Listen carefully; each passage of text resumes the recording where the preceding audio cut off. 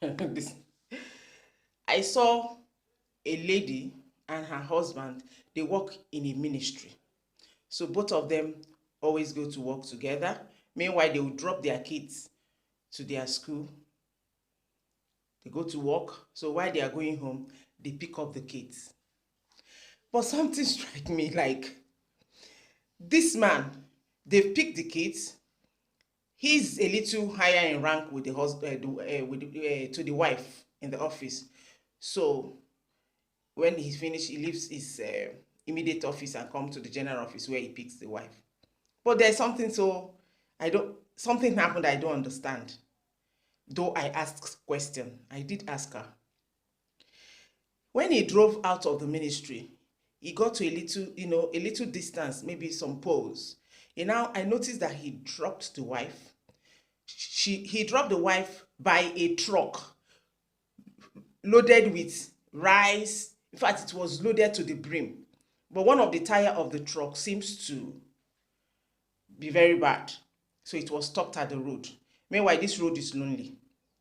And do you know what happened? When he dropped the wife by that truck, he drove off with the children to the house. So I stood somewhere, I was watching this woman.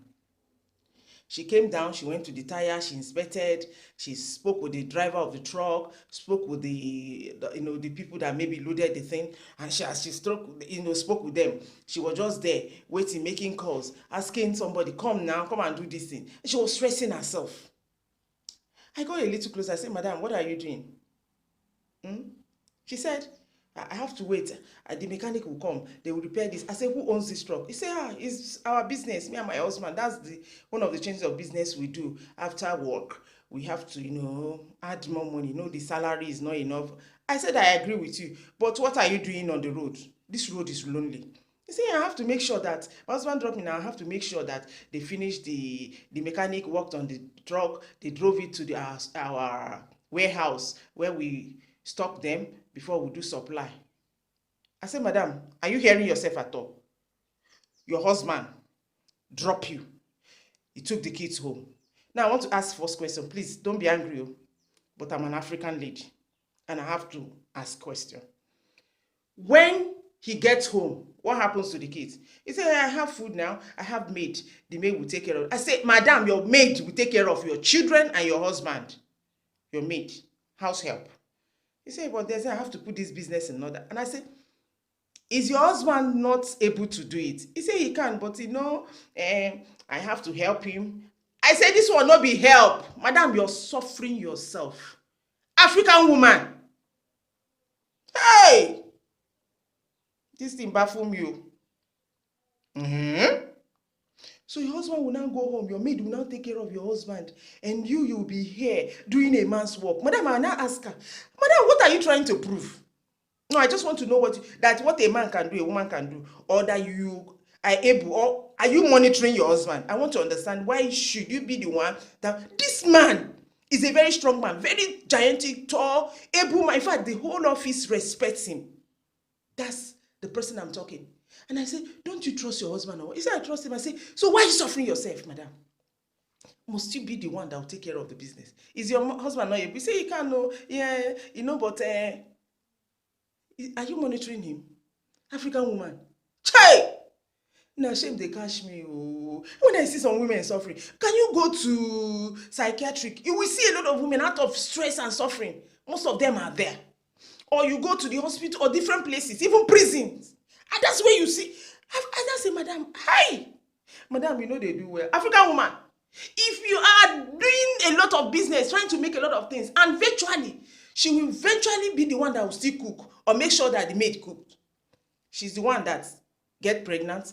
And madam, assume now you get pregnant, you still be doing. You say, hey, what I go do? I say, you will soon die off. What do you mean? What you go do? You will soon die off. You see, first of all, this road is very lonely.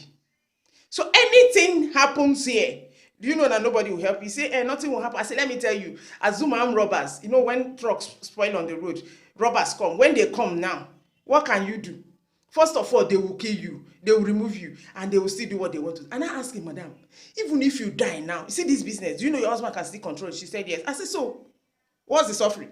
The money when you make it is still for him. he's still going to be aware. Two of you have joint account, am I correct? He said yes. So what's your problem, madam? What's this suffering? African women, why are you people putting yourself in suffering? Because you don't have confidence in your husband, because you people don't trust him. It's not good though. Because if you die, the man go leave you, you go say marry. You will marry another one beautiful baby, and she will carry her 2 legs and put on the table, enjoying the money you're suffering for now. Give that job back to your husband. Madam, hand over. Go and manage home. Go and take care of your children. Train them. Cook for your husband. When they come back, he eats, he's happy. Haba! Two of you came back from the same office, and you want to go back to the chains of business you have, and your husband has gone home to relax, either listening to television, news, or whatever, reading newspaper, putting his leg on the table, and you are there running around because you don't trust, because you felt the money will misuse it. Who will you be? Who are you? Do you think you can control an African man? African woman, my sister, super girl, super lady. Hand over that business to your husband. You do amo, you know do amo. At the process of you are doing it, you may end up dying. He will enjoy that money. Give everything up. Relax yourself. You are a lolo. You are a sissy, a fine babe. You are supposed to be enjoying. You came to liela. You came to chop. You came to enjoy. Stop struggling with man. Stop trying to prove something to him. You can't prove anything. You can't prove that what a man can do, you can do better, or that you can handle that business. That's why I love one lady like that I know. She's a full housewife. By now she should be 60 years. All the while I've known her for over 20 years. This woman, she has had a lot of vision for different jobs and whatever. And each company she opens, the husband takes over. The man pays her salary. She stays home, cook. Make sure she take care of her body. The man enjoys her. But she's the visionary of most of the companies she opened. I love this woman. Die. Oh! And you are here suffering because you don't want your man to mishandle. Now you not going to mishandle the thing. African women, please don't put shame. No, they shame this dignity where we carry. We are meant to enjoy. We are meant not to suffer. You guys are the ones suffering yourself. You people suffer yourself, African ladies. What's your problem? Why should you handle chains of business? What's your problem?